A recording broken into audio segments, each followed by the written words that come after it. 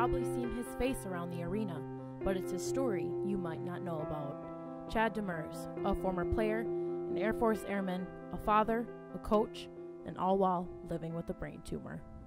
The day that I was supposed to talk to Carrie on the phone, my symptoms started really kicking in. I was having a loss of cognitive ability, memory was bad, especially short-term memory.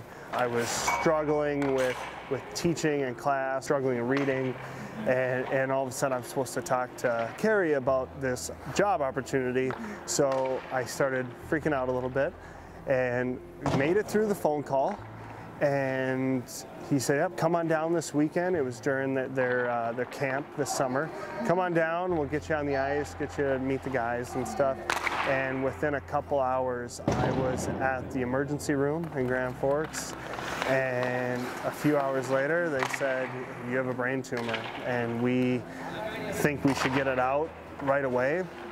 So I remember telling my dad shortly after, saying, you gotta tell Carrie and tell him I'm not gonna make it to practice. So ended up having craniotomy the next day, and then had to sit and wait for about a couple weeks to get the results back, and came back that it's called glioblastoma. It's grade 4, so it's about as bad as it can be.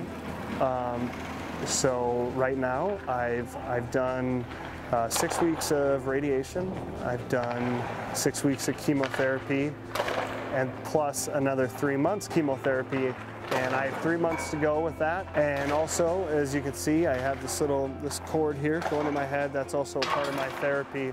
It's called Optune therapy. It creates an electromagnetic field that's treating the tumor cells in my head 24 hours a day. So this is the new me, but it's something that I have to do. Now Chad is focused on treatment and planning for what is next.